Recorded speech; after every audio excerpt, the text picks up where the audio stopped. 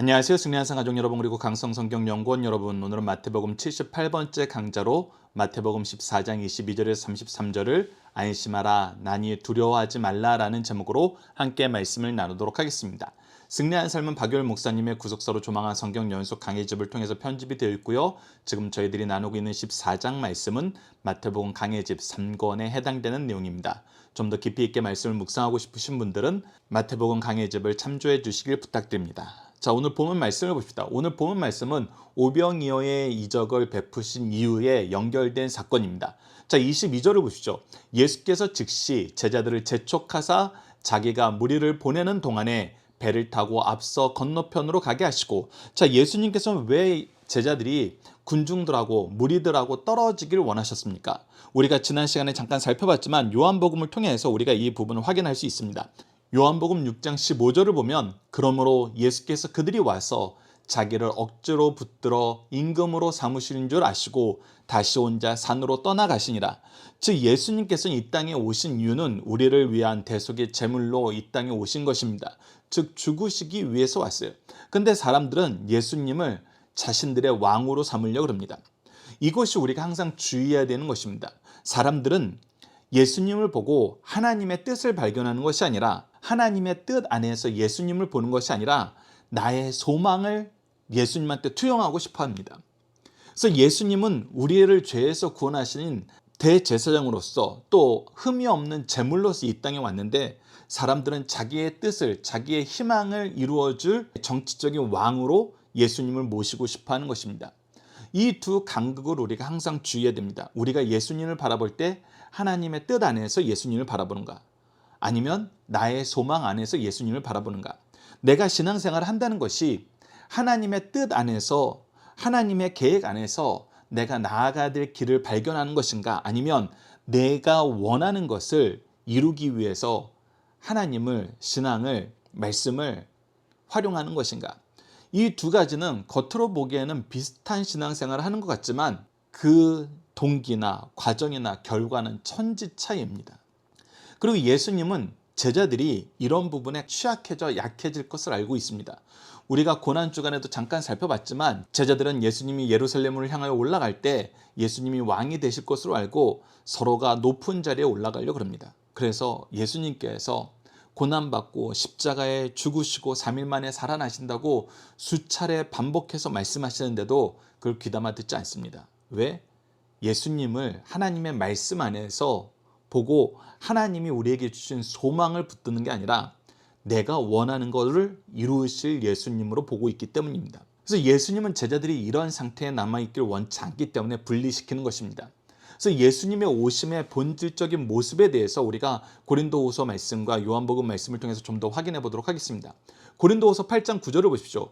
우리 주 예수 그리스도의 은혜를 너희가 알거니와 부요하신 이로써 너희를 위하여 가난하게 되심은, 즉 가장 낮은 자리에 예수님께서 오셨다는 것입니다. 높아지려고 오신 것이 아니라는 거예요. 왕이 되러 오신 것이 아니라는 거예요. 가장 낮고 낮은 곳으로 오셨습니다. 왜 그랬습니까? 그 가난함으로 말미암아 너희를 부요하게 하려 하십니다. 우리를 하나님의 백성 삼으려고, 자녀 삼으려고, 그래서 우리를 회복시키기 위해서 죄의 값을 다 치르는 저주의 대상이 돼서 이 땅에 오신 거란 겁니다. 이것이 하나님의 계획이었다는 거예요. 계속해서 요한복음 13장 14절에서 15절 봅시다. 내가 주와 또는 선생이 되어 너희 발을 씻었으니, 예수님께서는 섬기러 오셨습니다. 섬김의 도를 가르쳐줬어요. 그리고 섬기는 삶을 살라고 얘기했습니다. 높아지는 것이 아니라 섬기는 자리로 가라, 그런 것입니다. 그리고 제자들에게도 이것을 부탁했어요. 예수님을 따르는 사람들은 바로 이 길을 가야 된다는 거예요. 내가 너희에게 행한 것 같이 너희도 행하게 하려 하여 본을 보였노라. 그래서 예수님을 왕으로 삼으려는 이 모든 시도를 예수님은 막아버리십니다. 그리고 오히려 뭐 하러 가지요? 기도하러 가십니다. 예수님이 가시는 고난의 길, 섬김의 길, 순종의 길, 죽음의 길, 이 길을 위해서 기도하러 가십니다. 그래서 첫 번째 문제로 봅시다. 예수님이 제자들을 속히 군중으로부터 떠나게 하신 이유는 무엇입니까? 바로 제자들도 세상 사람들처럼 예수님을 통해서 자기의 소망을 이루려 하는 것을 막기 위해서입니다. 끊임없이 하나님의 뜻을 보게 만드시기 위한 것입니다. 자, 두 번째 단락을 보도록 하겠습니다. 24절에서 27절입니다. 배가 이미 육지에서 술이나 떠나 바람이 거스름으로 물결로 말미암아 고난을 당하더라. 제자들이 지금 어떤 상황에 처했는지 24절은 우리에게 가르쳐주고 있습니다. 제자들은 자신들이 예수님을 따라다녔던 그 순간 중에 가장 어찌 보면 황홀한 시간을 보냈어요. 왜? 사람들이 예수님을 드디어 왕으로 모셔야 된다는 얘기가 나온 거거든요. 그것은 본인들에게는 어떤 의미냐면 권력의 최상층에 그들이 놓이게 됐다는 것입니다. 누구를 통해서? 예수님을 통해서. 이전에 맛보지 못하는 환희를 맛볼 수도 있었어요. 그런데 어떻게 했어요? 예수님이 그들을 속히 떠나보냈어요. 근데 속히 떠나보내고 나자 그 하루가 지나기 전에 자기네들이 가장 높은 자리에 오를 수 있다는 희망과 가능성을 보고 나서 그것이 채 하루도 지나기 전에 그들이 이제껏 경험하지 못한 어려운 환경에 처하게 됩니다. 그리고 이 어려운 환경이 어떤 환경이냐면 그들이 아무것도 할 수 없는 전적으로 무능한 상태에 놓이게 되는 어려운 환경이었어요. 그래서 물결로 말미암아 고난을 당하게 됩니다. 근데 이때 어떤 일이 발생합니까? 그들이 고난 가운데 있을 때 예수님께서 찾아오십니다. 25절 봅시다. 밤 사경에 예수께서 바다 위로 걸어서 제자들에게 오시니 라고 기록되어 있습니다. 예수님은 항상 연약한 자들을 찾아가셨습니다. 동일하게 예수님은 제자들이 연약할 때 그냥 계시지 않습니다. 그들의 연약함을 도우러 오십니다. 그리고 우리가 항상 주의 일을 하면서 주님의 뜻을 이루는 삶을 살 때 우리가 경험하게 되는 놀라운 역사가 바로 이것입니다. 우리를 도우러 오신 하나님의 은혜의 역사가 우리 삶 전체를 둘러싸고 있다는 것입니다. 우리가 함께 묵상할 말씀을 통해서 이것을 좀 더 보도록 하겠습니다. 고린도전서 10장 13절에는 우리가 당할 시험에 대해서 하나님이 미리 조율하고 계심을 우리에게 가르쳐줍니다. 사람이 감당할 시험 밖에는 너희가 당할 것이 없나니 오직 하나님은 미쁘사 너희가 감당하지 못할 시험을 당함을 허락하지 아니하시고 시험 당할 쯤엔 또한 피할 길을 내사 너희로 능히 감당하게 하시느니라. 자, 분명히 보십시오. 하나님께서 우리가 시험 당할 때 우리보다 먼저 이 시험의 내용을 아시고 먼저 점검을 하세요. 허락한 것만 우리에게 오게 돼요. 허락하지 않은 것은 우리에게 오지 않아요. 그래서 우리가 시험 당할 때 경험하게 되는 것은 뭐냐면 하나님이 우리보다 먼저 일하신다는 거예요. 항상 먼저 일하십니다. 그리고 어떻게 해요? 시험 당할 중엔 피할 길을 내요. 이것은 무엇이에요? 우리와 동행하신다는 것입니다. 그리고 능히 감당하게 하신다는 건 뭐예요? 우리에게 결과를 책임져 주신다는 겁니다. 반드시 승리하게 하신다는 거예요. 그래서 우리가 하나님과 동행하는 삶을 살면은 무엇을 경험하게 되냐면 하나님이 우리보다 먼저 일하셨어. 하나님이 우리와 함께하고 계셔. 하나님이 결과를 책임져 주셔. 특히 시험이 올 때 이것을 더 잘 경험하게 된다는 것입니다. 예수님은 지금 우리에게 이 모습을 보여주고 계시거든요. 계속해서 하박국 2장 3절을 보시죠. 이 묵시는 정한 때가 있나니 그 종말이 속히 이르겠고 결코 거짓되지 아니하리라. 비록 더딜지라도 기다리라. 지체되지 않고 반드시 응하리라. 하나님의 계획은, 하나님의 역사는 반드시 성취되게 돼 있어요. 그래서 우리가 이 부분이 더디 오는 것 같아요. 이 부분이 우리의 생각을 뛰어넘고 있어요. 우리가 정말 이거 감당할 수 있을까요? 이것이 정말 하나님이 약속한 대로 이루어질까요? 우리로서는 이것을 불안해하지만 하나님의 뜻은 반드시 성취되기 때문에 기다리라는 것입니다. 인내하라는 거예요. 믿음 안에서 흔들리지 말라는 것입니다. 우리 믿음의 선조들은 우리에게 이것을 증언해주고 있어요. 성경에서 승리하는 역사를 가진 분들, 특히 우리가 히브리서 11장 말씀을 통해서 믿음의 용사들의 모습을 보면 어떻습니까? 하나님의 계획이 성취되면서 그들을 향한 하나님의 뜻이 얼마나 놀랍게 이루어지는지 우리가 보게 돼요. 그래서 그 뜻을 이루시는 하나님의 역사를 신뢰하기 때문에 어떤 고난이 와도 어떤 어려움이 와도 멈추지 않고 전진하게 되는 거거든요. 그리고 전진할 때는 어떻게 하신다고요? 우리보다 먼저 일하시고 우리와 동행하시고 우리의 모든 것을 책임져 주신다는 것입니다. 이처럼 예수님은 제자들에게 찾아왔어요. 그리고 어떤 일이 발생합니까? 26절 제자들이 그가 바다 위로 걸어오심을 보고 놀라 유령이라 하여 무서워 소리 지르거늘 예수께서 즉시 이르시되 안심하라 나니 두려워하지 말라. 두려움을 이기도록 인도해 주십니다.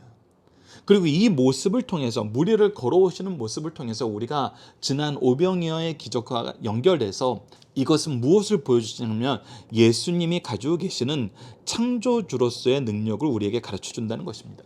그래서 두 번째 문제, 예수님은 제자들이 고난 당할 때 어떻게 하셨나요? 찾아오셔서 도와주셨습니다. 우리가 어려울 때는 항상 찾아오세요. 그리고 고린도전서 10장 13절 말씀을 통해서 다시 한번 강조하지만 하나님께서 미리 준비하시고 함께 동행하시고 이것을 이기게 하십니다. 자, 이제 세 번째 단락을 보도록 하겠습니다. 28절에서 31절입니다. 베드로의 역사가 나타납니다. 베드로의 역사가 나타나는데 이 부분도 우리가 오병이어의 역사와 함께 연결해서 보면은 하나님이 우리와 함께 일하시는 삶의 방식을 다시 한번 확인할 수 있습니다. 자, 28절 보시죠. 베드로가 대답하여 이르되 주여 만일 주님이시거든 나를 명하사 무리로 오라 하소서. 즉 예수님께서는 창조주의 능력을 보여주고 계세요. 근데 이 창조주의 능력을 누가 함께 나누길 소망하고 있어요? 베드로가 함께 나누길 소망하고 있어요.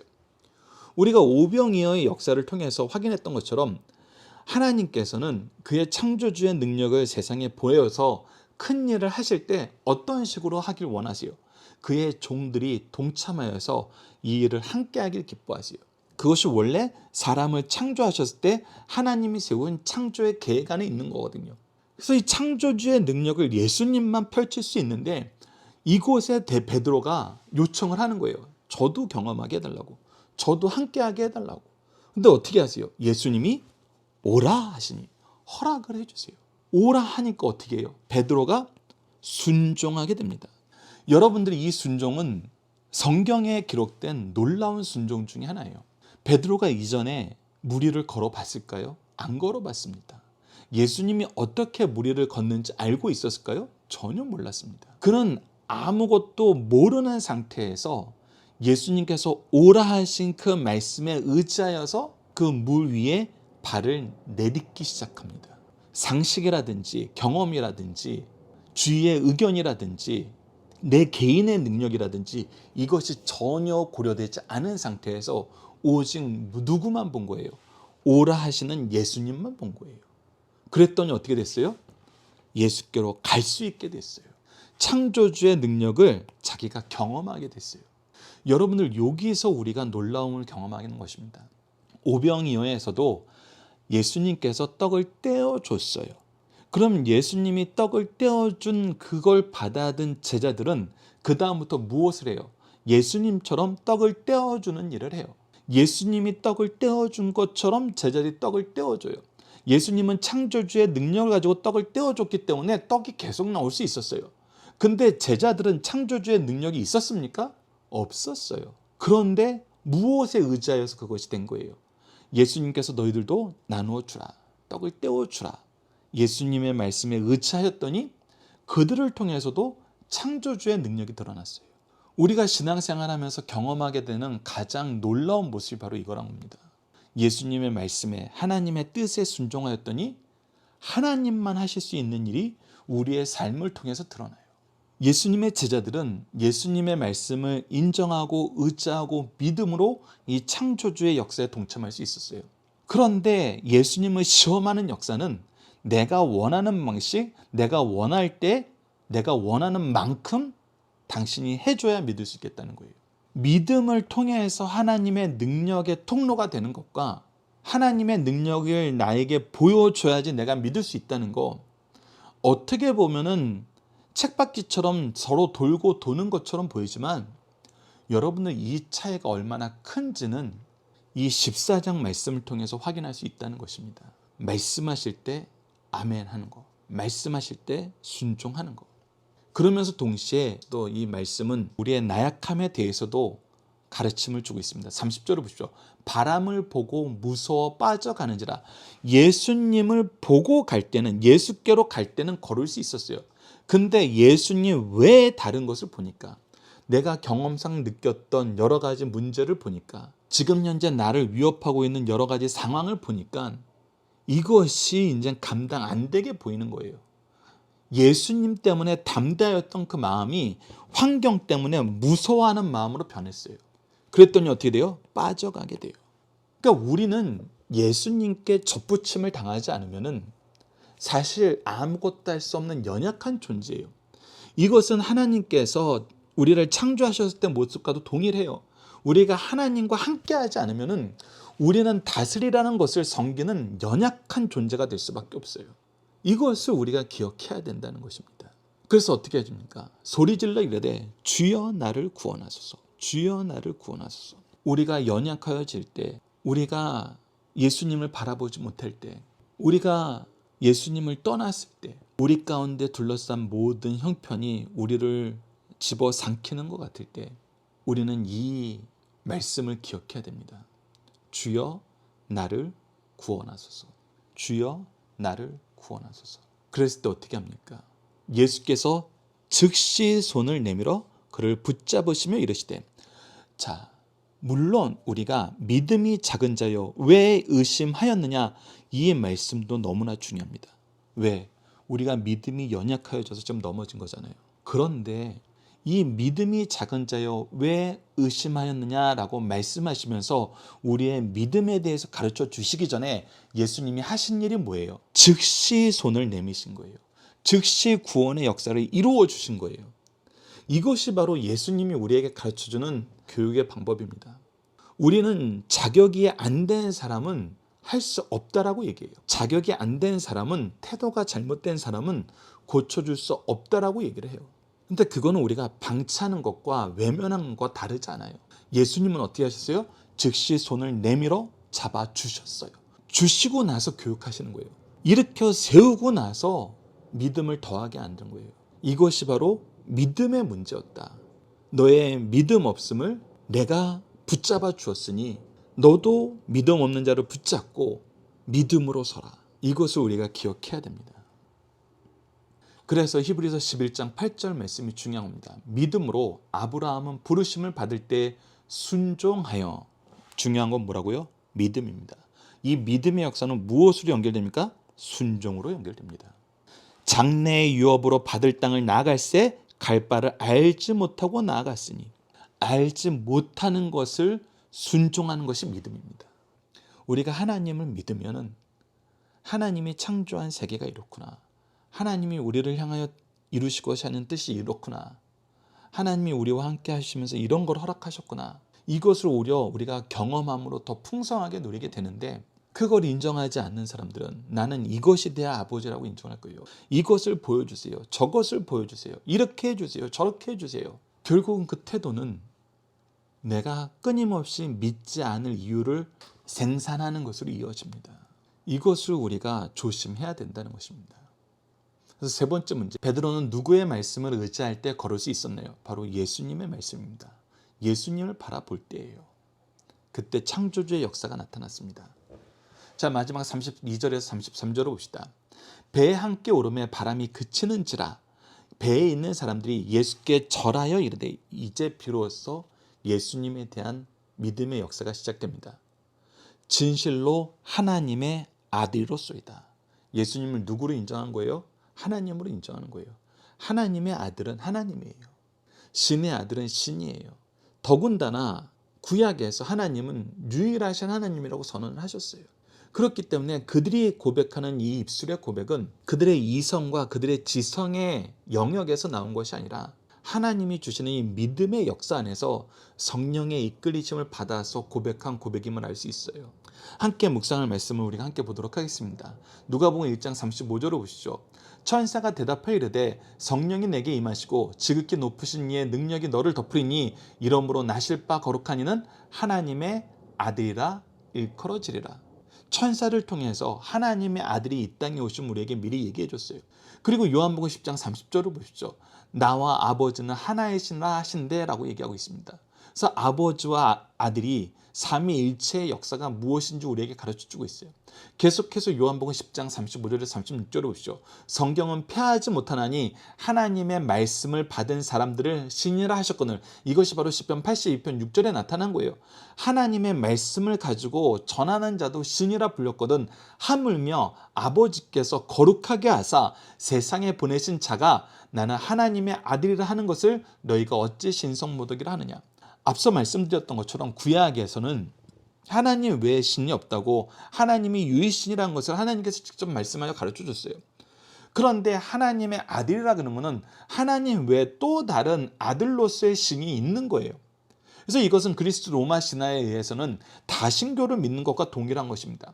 그래서 예수님이 내가 하나님의 아들이라 그랬을 때 이것을 어떻게 해석했냐면 이방 사람들이 말하는 다신교라고 얘기하면서 비난한 거예요. 근데 뭐라고 얘기하십니까? 예수님께서 성경에 기록된 하나님이 우리에게 주신 그 표현을 가져오는 거예요. 왜 하나님의 아들이라는, 왜 신이라는 이 표현이 하나님의 종들에게 붙었는지 너희들 기억하라. 그래서 이 모습 안에서 우리가 삼위일체 하나님을 발견하게 되는 거예요. 그래서 세 번째 문제, 이 모든 일을 겪은 후 제자들의 믿음은 어떻게 성장하였습니까? 바로 지금 진실로 하나님의 아들이로서이다 저라고 인정한 이 제자들의 신앙은 무엇으로 연결되어? 주는 그리스도시요 살아계신 하나님의 아들이신다 라는 이 고백으로 연결되는 걸 볼 수 있습니다. 즉 예수님이 누구신지, 예수님이 어떤 분이신지 참되게 고백할 수 있는 신앙으로 연결되는 것을 우리가 볼 수 있습니다.